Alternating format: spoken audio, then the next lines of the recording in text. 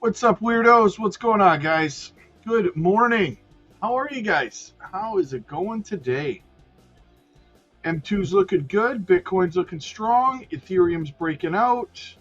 We got a lot to talk about, guys. We got a lot to talk about. Bitcoin right now above the 100-day moving average, which is what we've been fighting with for the last two and a half days. We have finally broken above it, but one, can we close above it? And two, we still are contending with this resistance level at $112,536. We rejected off it already once today. Can we break above? That is the goal. Step one, close above the 100-day moving average. Step two, close above resistance here at $112,536. Step three, get above this orange line here at $114,000. But right here is crucial, guys. Right here is crucial because right here, we have to put in a higher high than this one. So we have to break above this blue line at $112,536 and close there. And the reason for that is that then what we would be doing is putting in a higher high. Because right now we're putting in lower highs. We are in a downward trajectory, right? So if we want to stop the downtrend and start a new uptrend, first step is closing a daily candle above this level right here. So that's what we're watching for. We're rejecting off of it right now. Can we get in there and get above? We'll find out, guys. We will find out. All right, let's dive into the chat. We got 0 super chats to start the stream, so let's dive in. Beebs, what's up, my guy? Watching over on Crypto Blueprint and Crypto Future. Thank you so much, brother. I appreciate you. Another local. Thank you, Rob, for all you do. Great reality check on last BTC Patio Chronicle. Keep it coming. Thank you so much, man. I appreciate that. Big Kev, good morning. Killing it with the swing tier. Is the M2 making higher lows? Will that lead to higher highs? Well, we're going to get into the M2. We got a piece we're going to cover on it. So make sure you stay tuned for it, brother. I got you covered. I got you covered. And thank you for being the very first super chat of the stream, man. Thank you so much, Kev. Richie Rich, what's up, buddy? Can't wait for the big things ahead. I know, man. We've been through the trenches together, man. We've been through it this entire cycle. We're getting close, brother. We're getting close. Okay, Lily in the house. What's going on? William, good to see you, my guy. Paul, what's up, buddy? Good to see you, man. John, blessings. Super fantastic. Quentin, what's going on, buddy? I see you, man. I see you. Alfredo, hey, Robin family, just getting ready to make some money. Yes, guys, it's a great day to have a great day. It's also a great day to make sure you hit the like and subscribe on the way in. We got 170 people watching. We have 47 likes, guys. Smash that like button. Carl, let's go, man. There she is. Gamma Goddess in the house. Happy Wednesday, Robin. Is it Wednesday already? My goodness. Let's get this money. Don't forget to hit the like and subscribe. Strawberry Dragon in the house. Chatty. 14 million Nadix. I hope to make 100K. Is it possible? Yes, anything is possible in crypto, my friend. Ditto. We got our first Pokemon of the day. What's going on? Brian, good to see you, buddy. Good to see you. It's me, Yamario. What's happening, man? Dave, what's up, man? Good to see you. Good to see you, brother. Wolf Bane, good morning, Rob. I'm ready to use what... Oh, you kind of jumped... I'm ready to use what you've taught me to bring it, Bitcoin. Absolutely, man. Eric, good morning, Rob. Can you highlight the reason why you like Swift as a project other than price? Eric, I've done many videos, many videos covering Swift coin. In fact, I just made one explaining exactly what you're asking, like last week, right here on YouTube. I believe that they're the future of swaps and dexes with bridgers, the all-chain bridge for starters. The fact that they've also now jumped deeper into decentralized finance with a loan protocol as well in their ecosystem. The fact that they've added an AI agent to their building process for devs and developers. All of that and so much more, my friend. Can you do TA on SXT? Altcoin requests go in the goals tab at the top of the chat. Richie, Nicholas, what's up, big dog? Good to see you, buddy. I'm holding 100 million Quibics. There you go. Nice, nice, nice, nice. And just like that, we are caught up in the chat, guys. 193 people watching, 59 likes. Smash the likes, guys. Get them up, get them moving. Let's keep it going. Eddie, what's up, buddy? Good to see you, brother. Good to see you. Okay, let's get into the news a little bit here, since we're all caught up in the chat. I wanted to have a look over at the Ethereum chart real quick first, though, as Ethereum is breaking out. As you can see, very nice. Ethereum sitting at 44.68. I told you guys yesterday that this was likely going to happen, as it was getting kind of tight down here on Ethereum. We do have our break to the upside. Resistance, potential resistance right around here at 45.12, and then right up here at 45.90 are your two resistance levels. Ken and Lisa, where do you see Wormhole going in the next 2 weeks? I'm not going to do it Guys, why do people do that? I don't understand. Why do people say, what's the price going to be in a week? What's the price going to be in 2 weeks?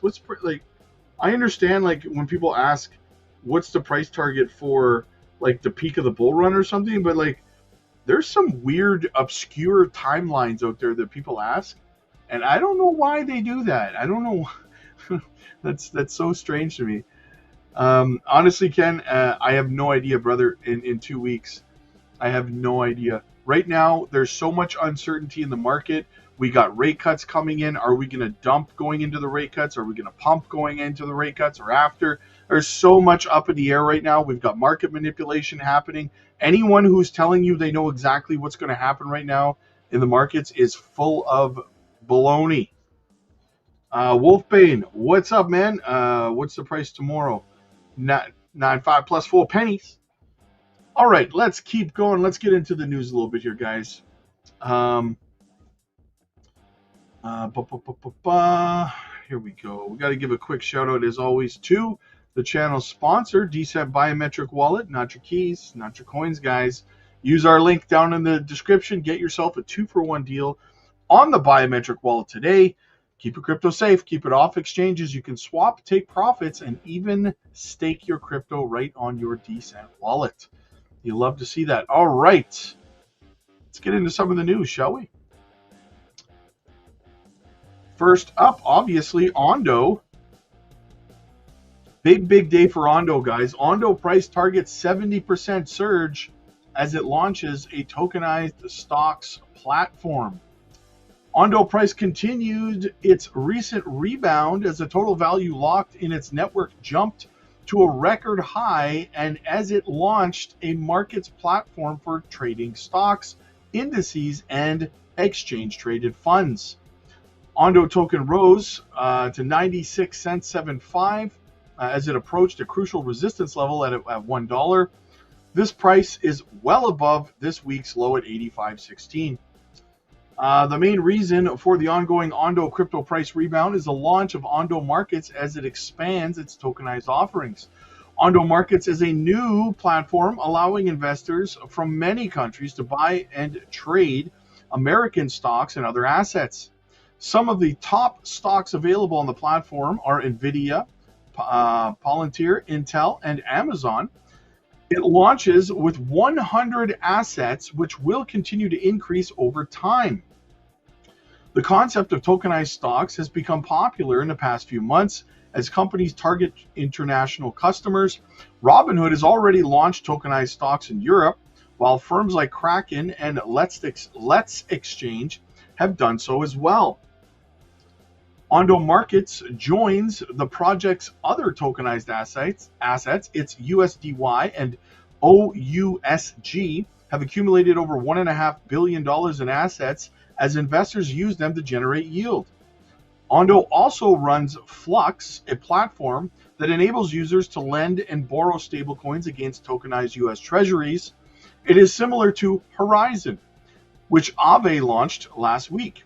Ondo also launched Ondo Chain, a layer 1 network designed for institutions to launch real-world assets on the blockchain. I am shocked that Ondo is not running like crazy right now, guys. I really am. Technical analysis points to more upside as the Ondo crypto price has formed a double bottom pattern at 85.16 and the neckline at $1.10.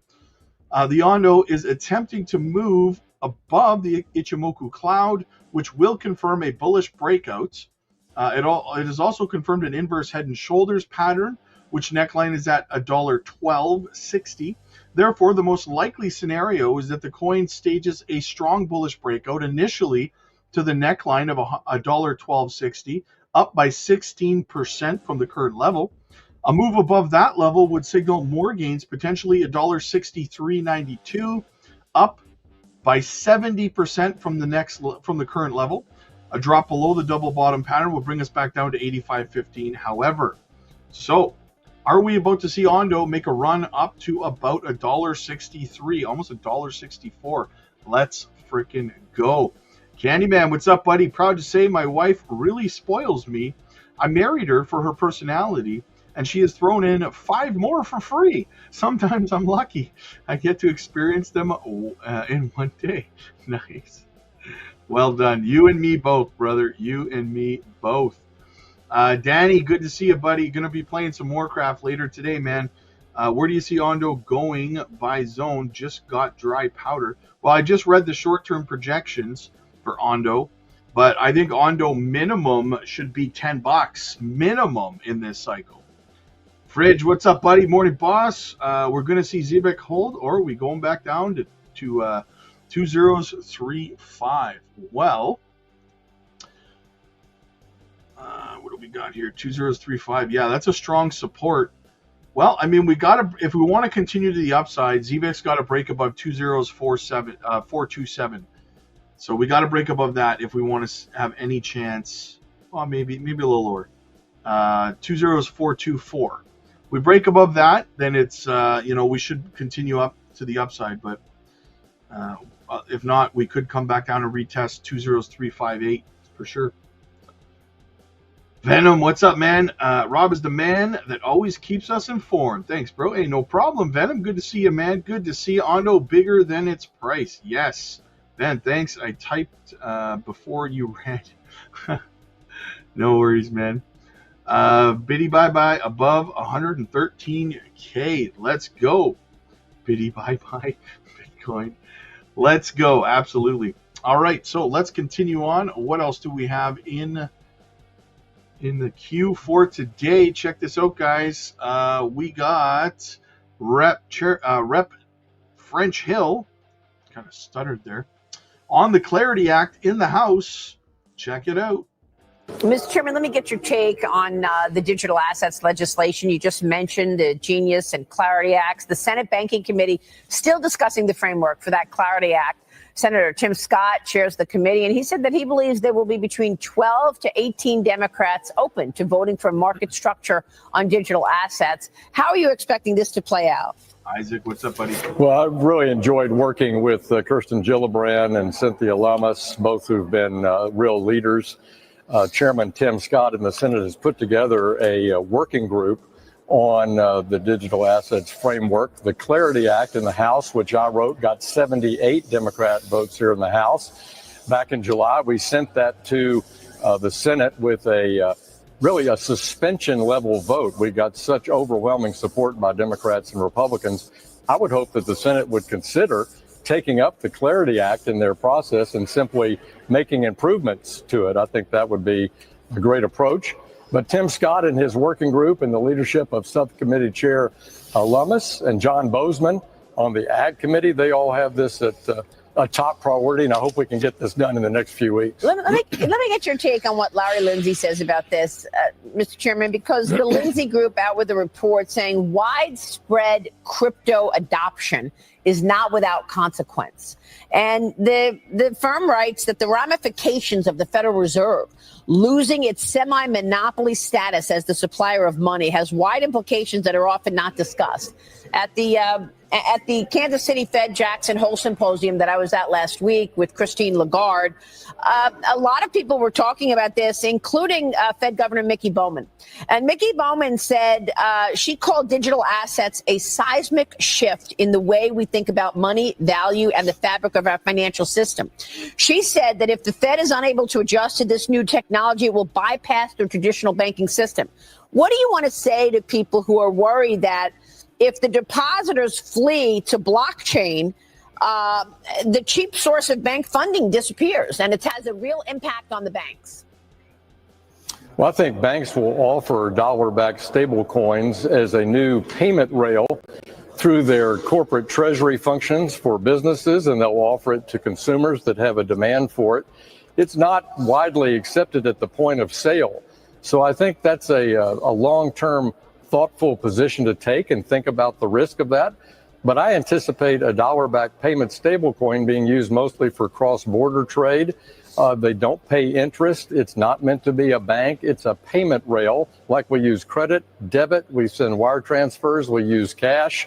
A dollar-backed payment stablecoin is simply a new payment method, not a complete change in trying to make a stablecoin and turn a bank. Plus, those stablecoin issuers have to keep their assets in a bank or in treasury bills. I love the idea, really, especially given what Treasury Secretary Scott Bessent has said, and that is that it becomes a major purchaser of short-term treasury bills as a result of all of that. What do you make of an ECB-run digital euro? I mean, Christine Lagarde told me she's working on this, even though there are lots of, upset over it because people think it's going to be a surveillance tool. But that also has downsides, right? Lack of financial freedom, privacy, surveillance issues, systemic risk, being European, all issues that, again, the Lindsay Group brings up. I just met in Europe last week with the Bank for International Settlements in Basel. I also met with the financial regulators in Switzerland and in Germany, including a long meeting at the European Central Bank, the ECB, and listened to their presentation on what they're trying to propose for a retail CBDC in Europe. In other words, a digital euro. Right. I think in America, we've gone with the private sector. And in Europe, they're considering a government-driven process. And I made the point in those meetings that I think a private sector solution is better, more effective, and responds to consumer choice. I'm not sure consumers will find a digital euro, as acceptable as a private sector alternative. One of the many allies that we had during the Gary Gensler era, guys. French Hill for sure. Got to respect the man. David, hello again. What's your take on XCN Goliath? I think it's more of a nothing burger until it launches. It's not set to launch until next year sometime. So I don't really think it's going to do much to pump the price of XCN in the near term, or really for this bull run. If this bull run ends before the end of this year, well, it's really a nothing burger, period, right? Because if like I said, if we peak before this year ends, and they're not launching till next year, well, they're launching while we're falling into a bear market, kind of a nothing burger, right? So, I don't know. It's timing. I think their timing kind of sucks. Fridge, when do the unemployment numbers come out today? The JOLTS, you mean? The JOLTS numbers? They already came out. They reported 7.181 jobs, million job openings, which was below expectation of 7.38. This indicates a cooling labor market, which is bullish for crypto. So, yeah. So that was the results of that. All right, what else do we got?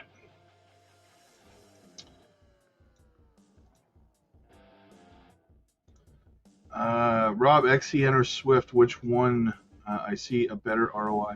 I mean, there's no real way to know, to be honest with you. They're both pretty close. I think you're kind of just flipping a coin or splitting a hair. They're both going to run probably pretty similar. In fact, they usually are correlated in price action. Usually when one runs, the other one does too. So,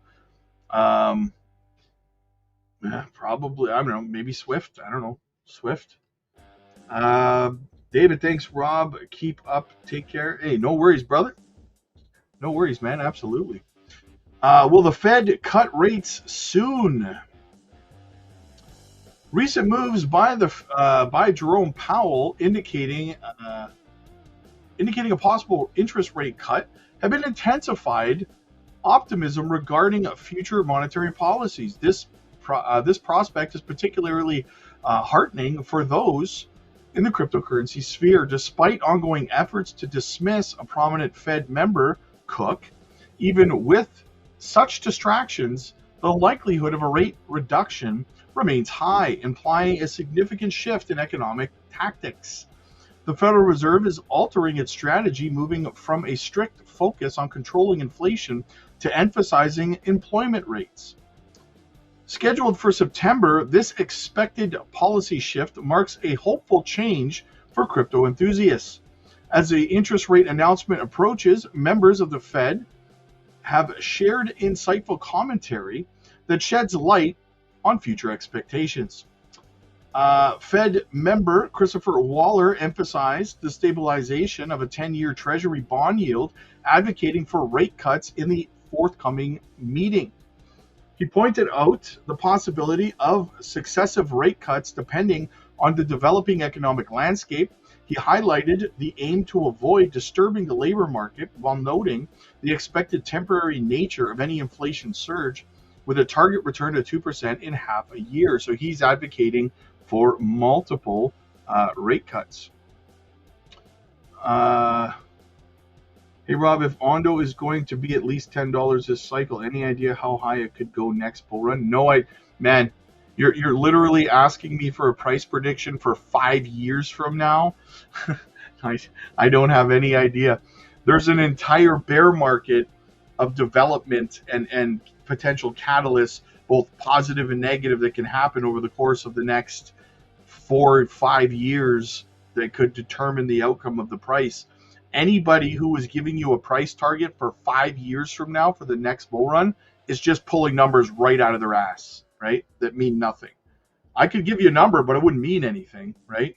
It's there's so much that can happen.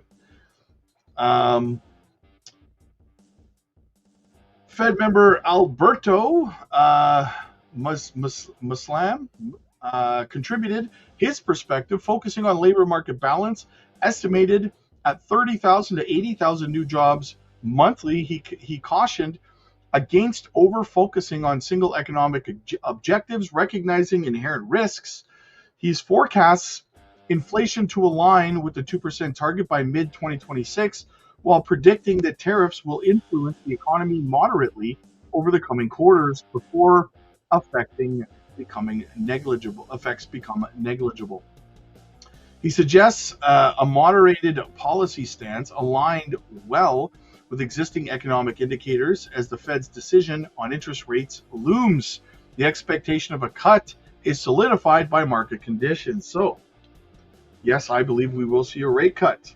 Blessings from Scotland, brother. Nice. Scotland's in the house. Thoughts on StayFi, please? I don't know what that is, my friend. I've never heard of it.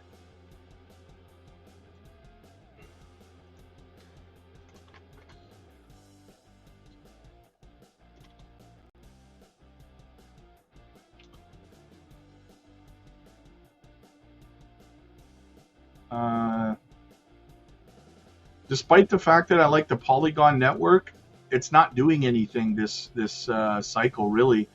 So, I don't know, man. It's got the listings, it's got the potential, it's got the narrative, but it's on Polkadot. I don't know, man. Small market cap, there's potential. High risk, high reward. All right, what else do we have? Ben Shapiro on Squawk Box. Check it out. Good old Ben Shapiro. Ben Shapiro on industrial policy and the tariff agenda.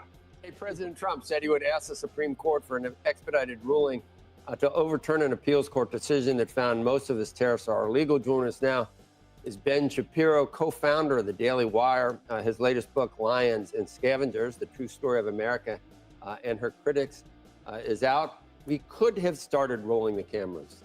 We're almost ready to do that. Aren't we? During I think we should start a YouTube show during the commercial break. Where we just no talk joke. about- That's what I That's the name of the show, During the Break. Yeah, during the break. So Ben, we're going to Bingo. Look. You classic conservative. We're going to talk about all these things. We'll just say before we started, we were kind of talking about how President Trump, there are certain things that classic conservatives probably like and certain things that rub classic conservatives the wrong way. Someone here, I won't mention any names, might have made the point that the counterfactual would have been Kamala Harris and Tim Walz. Yes. So as bad as it gets for classic conservatives, the counterfactual to some people, and again, I'm not going to mention any names, to some people, it was quite frightening at what the alternative would have been. I'm not mentioning any names. And it was a binary election. Yes. I mean, I think that is always the math that conservatives are trying to do is, are you grading Trump against what would have been if he had not been president, which obviously would have been much, much worse from a conservative perspective, or are you grading Trump against what you wish he were, which would be like, say, fewer tariffs, less command and control economics, less taking stakes in companies like Intel. So, I think that it's fair to critique President Trump on all those things, and also to keep in mind that the alternative would have been massive taxation, massive overregulation, a shutdown of the economy in many ways. Can you still say, and I said this, can you still say don't sacrifice the good for the perfect? I mean, I think always. That's what we have to say.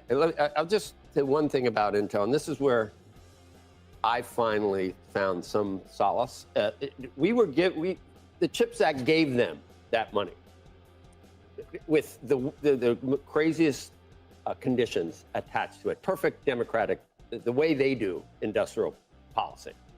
At least at this point, isn't it better to get a 10% stake for that, giving them whatever it was, $9 billion, and saying you got to have child care and DEI, you got to pay union wages?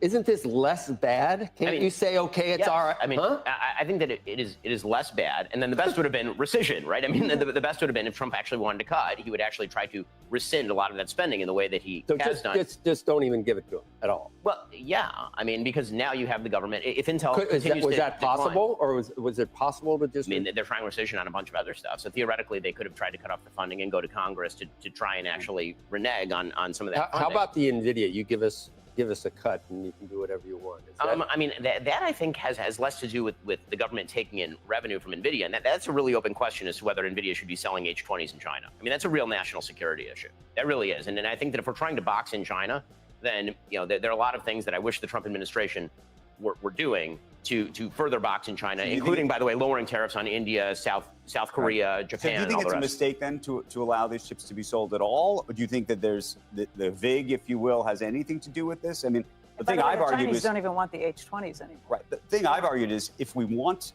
to allow these chips, I get the argument of trying to get these chips to them in the idea that it's going to maybe push out competition. If you think we can win competitively, that's to me a good idea, potentially. Maybe. I mean, Maybe. My friend Mike Gallagher over at Palantir has made the point that would we sell the components for missiles to the Soviets in the middle of the Cold War just to make sure that they're on our platform? If the idea is that AI is an actual national security threat, you don't want to be handing the most sophisticated chips or anything even remotely like the most sophisticated chips to a geopolitical opponent of the United States. I just think of the 5G It's a good situation point. where basically we got pushed out and Huawei really, put their 5G technology in Africa and all sorts of places around I'm the not saying world. we shouldn't sell H20s to Africa as much as I don't think Africa is really, looking for H20s, H20s right now, point, yes. Well, and yes. how much of it becomes? We're looking for H2O.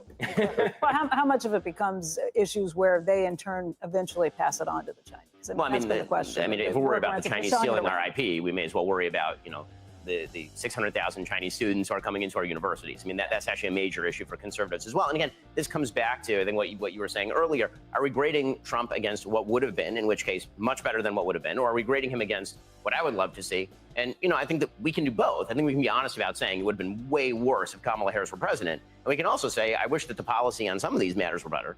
Can I ask, though, you point out the idea of rescission going back to Congress to get some of these things done. It feels like the Trump administration is pushing boundaries and knowing a lot of this is going to get litigated through the courts. I mean, unfortunately, that's been true since the Obama administration, right? But why not just go back? At this point, you've got control of the Senate. Go back to the Senate and ask for the permission to be able to do these tariffs rather than to have businesses wait while this whole thing gets drawn through. Or is the entire intent to say, yes, we want to litigate this?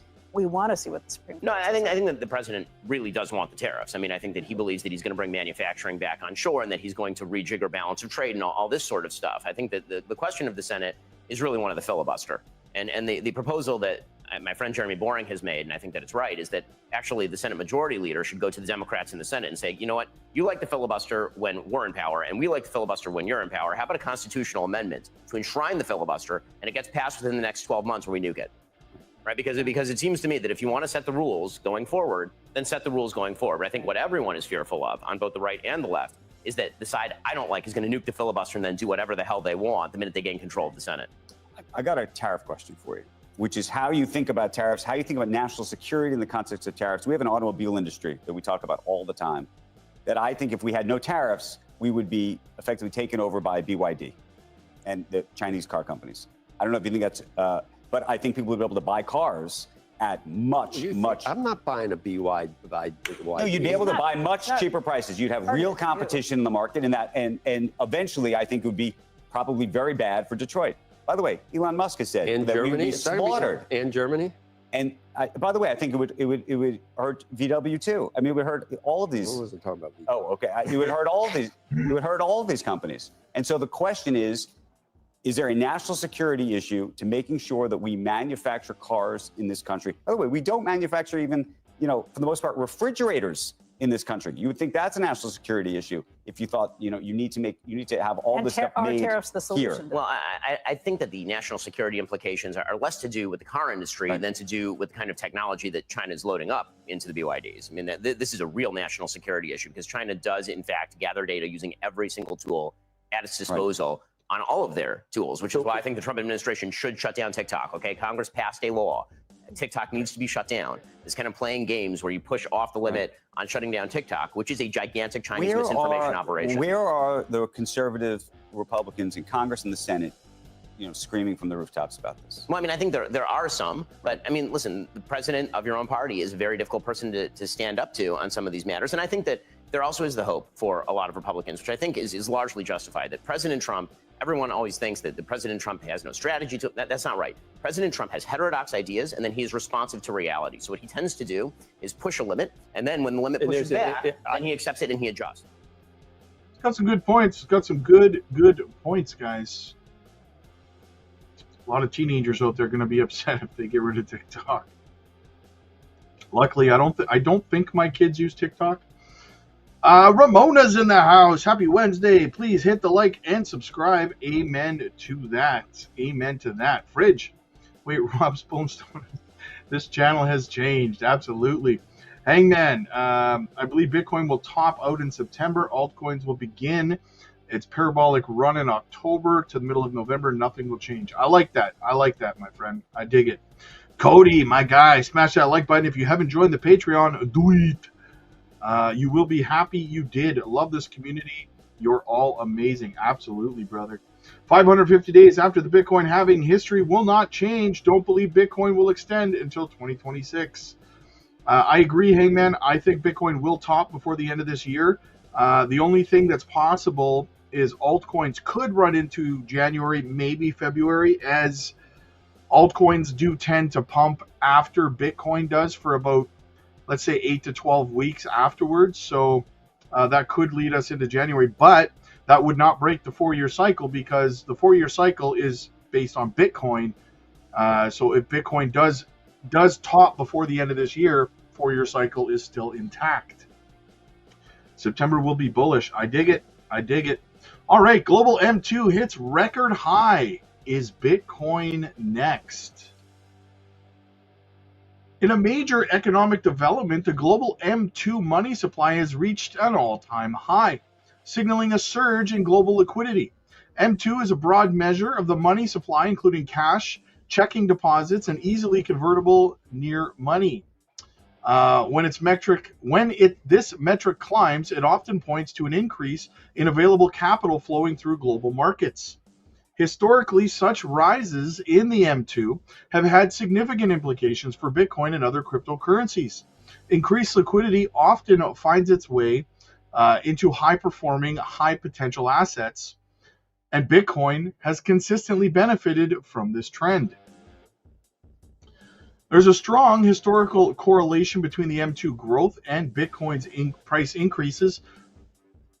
When central banks expand their money supply, fiat currencies can weaken in purchasing power. As a result, investors often look for hard assets like gold or Bitcoin as a hedge against inflation and currency devaluation. Bitcoin, with this fixed supply of 21 million coins, is seen by many as digital gold. So when global M2 increases sharply, Bitcoin tends to attract attention as a store of value and a speculative growth asset. With the M2 now at its highest level ever, it could mark the beginning of a new bullish cycle for Bitcoin and the wider crypto markets. As central banks and governments continue to inject liquidity into the global economy, assets like Bitcoin stand to benefit. The increased M2 not only boosts investor confidence, but also provides more capital that could flow into risk on assets, especially during times of uncertainty or inflation fears. Crypto investors are watching closely. If history repeats, this spike in M2 could trigger another strong upward move in Bitcoin's price, potentially pushing it toward new all-time highs in the months ahead. I agree, guys. I agree. We are just getting started. Zach, how do you feel about RSR rights reserved? Yeah, I'm bullish on it. I don't hold any of it, but I do believe it's a good project. I think it will do very well. One of the people, I can't remember, last year they had some bullish news on them. One of the people on the board there, I can't remember, they're an advisor for, I don't know if it's the White House or, they're on, I think they're one of the team members there, developers, whatever, devs for rights reserved, I believe sits on the board for World Liberty Financial. I think that's what it is. Something like that. So very bullish, very, very bullish. All right, we got one more from Squawk Box to get into here. What do we got? This is really an earnings-driven market, says BNY's Wealth, Alicia Levine. Check it out. Right now, as you can see, VIX with the NASDAQ on the Google News sharply higher. S&P up a little as well. Join us now, Alicia Levine, Head of Investment Strategy and Equities at Boney. No, wait a minute. It's BNY, but it's BMO.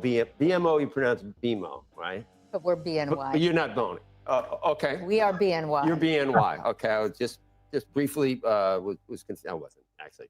So, Alicia, you've been really confident, I think, about the market's potential to ignore a lot of extraneous things and continue to move higher. But you're very good at mentioning why it shouldn't be. And just quickly, you say, tough September trading, tariffs, rising yields, Fed drama, jobs data. There's a lot to worry about. You still think we go higher because of one thing, earnings. Earnings. Yeah. So it's really an earnings-driven market. We raised our earnings expectations for this year and next year, and with it, our S&P target for the end of this year and next year as well. And I think what you're seeing, and you started the conversation this morning and somewhat yesterday as well about what the disconnect a little bit between chaos. The market, Yeah. economy, and the real economy, and the bifurcation in the consumer. And what's happening really is that corporates are able to produce earnings, produce margins. At the same time, while some of the macro data is less than stellar, some concern over what's happening with the labor market. The bifurcation in the market economy and the real economy is notable, but ultimately the market is focused on earnings and margins and free cash flow, and we are going up and to the right. And so therefore, we think the market can Let's go. drown out the noise, even though there is a lot of volatility in the policy choices. Right, that's where the rubber meets the road. These two numbers, 2025, I don't know where people were for earnings growth for 2025, but you say it's 11.5% at this point, which is higher than anyone thought. And then what's going to happen next year? What about tariffs? What about the Fed? 13.4% earnings growth in 2026. That's right. So if you knew that, and if we could say for sure that you were right, you really could ignore a lot of the noise, I think, because that's the one thing you'd like to know, what corporations, how they can grow. I mean, that's how the market trades, right? The market trades on the fundamentals of the corporate sector. And so that's what we're focused on. The noise is noisy, right? So it's very easy to get distracted about sideline conversations. But I think about this as, you know, we have to stick to our first principles. What do we know to be a fact? And what we know is that earnings create the momentum in markets. And if you're beating earnings to the extent you did in the first quarter and the second quarter, and I suspect in the third quarter as well, then you're in a place where the Fed is cutting into an increased earnings cycle, which will be bullish for markets, even though there are concerns all over the place on policy choices. Alicia, I love that. That is so Yogi Berra-like. The noise is noisy, but you got to tune it out. You got to look and see what's around. And so, you know, our clients also ask us, you know, how come you were able to see through this? How do you do this every day? How do you wake up in the morning when it's all around you? And I say, well, I look where earnings expectations are going. I hear what corporates are telling me. And what we see is that ultimately, you know, let's look at the earnings that came out last week for the retail sector. Much better than expected, because everybody thought the tariffs were going to be very difficult for them and the consumer is not holding up on the revenue side, and they were fine. They were much better than expected. So I think what you're seeing is a reacceleration. And if you look at the way assets are trading, it's telling you there's a pro-cyclical bent here. So financials are doing great. Industrials are doing great. The equally weighted S&P hit a new high last week. Like all these things that have sort of been dead, taken over by the Mag 7, the assets are now broadening out. It's telling you that the economy is muddling through better than expected. I've watched the market and argued that, look, the market is telling us that things are going to be okay. But then I always think the markets might be wrong. They've been wrong a lot. And I thought yesterday when we were down over 500 points, I was like, okay, some of the roosters are coming home. I don't know, chickens are coming, but they don't roost. It almost looked like things were coming to roost. Yeah, and any day we worry, any day we feel like it could happen. You know, if something goes over 5%, the 30-year or the 10-year goes back to 4. We always think something's right. But if you knew that the market's move was based on the fundamental reason, and that is that we're seeing better than expected EPS growth, then you wouldn't have to just say, well, the market's telling us something. Nebulous. It's good that we're all kept to our knitting, right? It's good that there are concerns. Investor sentiment is not that high. In fact, it's pretty bearish. It's the most hated bull market, but we think we're in it.